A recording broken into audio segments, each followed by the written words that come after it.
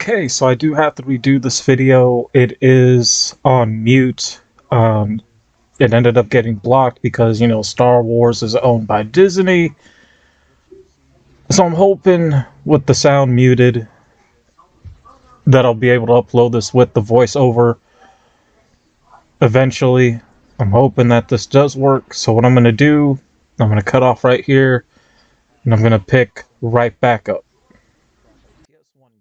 Okay, so what you guys are seeing here is a PS1 game disc for a capture device test, and this goes into the PS2 HDMI adapter, right?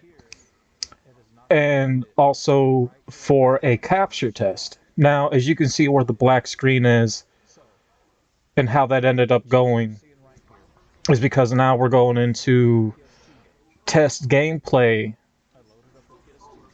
of a PS2 disc. And I'm going to be describing on why you're not seeing a PS1 disc. Because if you guys go back and you guys saw the black round disc, that's a PS1 disc. Now, for a majority of the day, I ended up getting the PS2 HDMI adapter in the mail, and I was fooling around with it basically all day trying to get stuff to work. I had done a video way earlier that's uploaded, and it's going to be the video underneath this one showing me unboxing the PS2 adapter, showing it on screen, showing it how to hook it up. And in that video, you guys will see from earlier capture that the PS2 was not reading the PS1 disc. Just like you're going to also see the TV rejecting the PS2 HDMI hookup as well. Now, let's talk about some key points and give some information for people that are curious who want to play the PS2 or to be able to, I guess capture gameplay at their PS2 as well. Now we all know the PS1, the PS2, they were AV cable hookups, and a lot of TVs today, they don't have AV cables, so they have HDMI plugins, HDMI inputs. And you can buy a PS2 HDMI adapter. Now, one thing that I've noticed for this, when it comes to capturing gameplay, it does work good for the PS2 for a capture device with the HDMI adapter. It works fine. However, let's talk about why you're not going to be able to capture gameplay with the PS1 disc inside the PS2. So the PS2, regardless if you have it with VA cable hookup still or an HDMI adapter. Let's go back to when I was using the VHS to DVD converter program. Not the best program. It needs to be updated, but I don't think it ever will get updated. I don't think we ever will see that happen. But like all things get old, things get worn out. The PS2 is about 26, 27 years old. The backwards compatible input wears out over time. Things have expiration dates on them. Over the years, things get worn out. It don't matter how good you take care of something, no matter how much you preserve something, things get worn out naturally. So when I say the backwards compatible input has expired, that's because those inputs, those backward compatible inputs that are inside the PS2, just like what are inside the PS3, they wore out over time.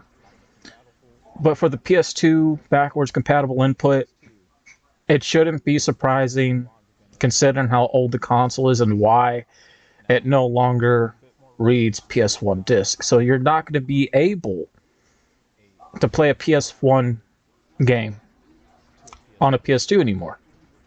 Again, that backwards compatible input has aged out. Just like you hear about the PS3, unfortunately, the PS3 backwards compatible input that it had technical issues when it first came out, and it was a short lifespan to be expected not to last. All right, that's because of technical issues. Now, with with that part being said, I have to do more research when it comes to wanting to capture gameplay for the PS1. Now, I don't know if you can put an HDMI adapter piece on a PS1. I do not know. I got to do research. But I haven't had a PS1 in 30 years. The PS1 is a 30-year-old console. But I would like to give PS1 gameplay because I got some good physical media of PS1. And that's what I want. So I am glad I have the adapter to the PS2. I am glad I'm able to capture gameplay with the capture card that I have that's in the name of the title from this video that you can see that I've shown in a previous video earlier today that you guys will see if you go back and watch that video or check it out. The key points to a lot of this, if you're going to want to do something like this to get a adapter piece for your PS2, here's some of the key points you have to keep in mind that I learned. Okay, so key point number one. Okay, you want to make sure your TV's up to date. You want to make sure that a lot of your inputs, your HDMI inputs, are going to work. My TV from earlier today, a littler one, its inputs were no longer good, which make no sense because the TV was hardly ever used. So even before I done this, it just had a hard time and it was rejecting HDMI inputs. So if you're going to put anything to an HDMI input, you want to make sure that the inputs on your TV are good and that you have an up-to-date TV. I did have another one just like the TV that's brand new, and it works good. Key point number two. I know a lot of people love the PS2. The PS2 gives you the best of both worlds from the PS1 and PS2 games, but got to keep in mind that backwards compatible component that's in that PS2 system is no longer functional. So you will get the PS2 rejecting the PS1 game. It happens. Key point number three, you will be able to definitely play your PS2 game with the HDMI adapter, regardless if you want to capture gameplay or not. It will still work with that adapter, with the HDMI cable hooked up to it from the system to the TV. And it runs pretty smoothly. Like, I can tell a difference when I've done that. You know, it runs very good, smoothly, shows pretty better with the HDMI plug-in compared to the AV cable. But back then with the AV cable, you know, it was really considered a good graphics back then for its time. But with a lot of days of updates of technology, you know, you get a little bit more up there. I understand that you can, what's the word they call it? I can't think of it now, but it's like where you can, a simulator, that's it, where you can get a simulator, simulate older games in some way, shape, or form. I don't know too much about simulators. I like physical things, but that's one of the key points right there again, like going into number 3, that you know you will be able to run your older system through an adapter with an HDMI adapter. Key point number 4 is that when you use a capture device for a PS2, for example, or the PS1, or even the OG Xbox, you want to use a smaller flash drive. The reason why you want to use a small flash drive is because that's the only flash drives that are going to be able to capture, if not save, your video game footage for the older consoles. Because the smaller ones are a lot more capable of doing that and be able to save them compared to a big flash drive. Because the big flash drives, they're not going to recognize it. They're not going to recognize it. Because the big flash drives are meant for a lot of the newer game systems when it comes to captioning, such as what was it? The PS4, Xbox One, the Xbox Series X, things like the PS5. So the bigger flash drives are meant for those type of consoles. So that's key point when it comes to key point number 4. Number 4. Now, key point number 5 is if you want to really capture gameplay when it comes to PS1 games. If you want to do this, it is best to really give research and information. Research and information. Because, again, you're not probably going to be able to capture something that used to be backwards compatible.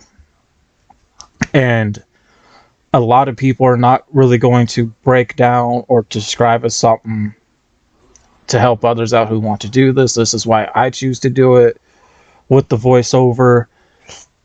And what you guys are seeing, again, is PS2 gameplay of a Star Wars game. So, again, when it just comes to that last key point number 5, if you're going to go into this, you have to, just do some research, watch some videos, and go out there and test things out that work for you. And for me, that's what I'm going to do. I'm going to look up, is there an HDMI adapter piece for a PS1? Because I haven't had a PS1 in 30 years. And that, if that's what I have to do to give you guys PS1 gameplay, because I got some newer games for the PS1 in that I want to play.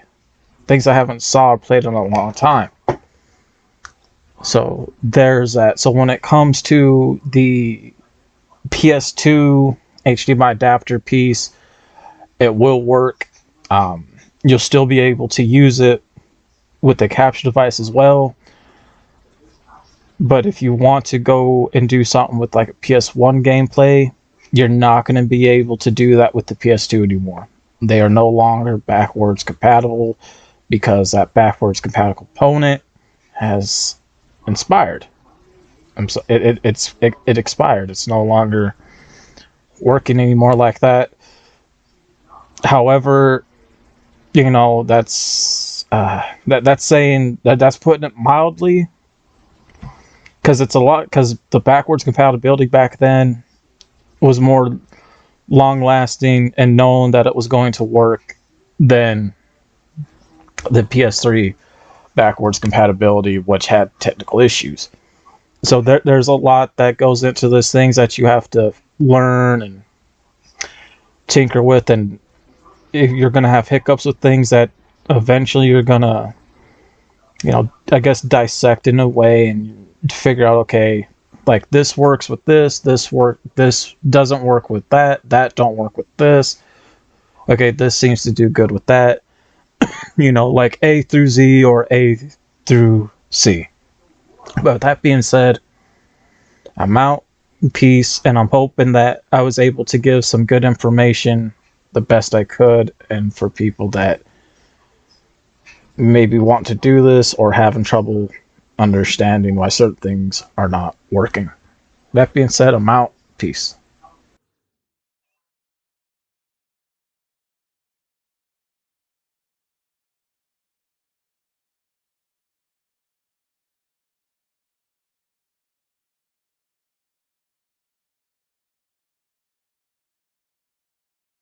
Okay, so the first thing that you guys are seeing here, and this is the PS2 to HDMI adapter test. What you see here is there is a disk read error, and during the process of this, on why that is because I was wanting to capture some gameplay from a PS1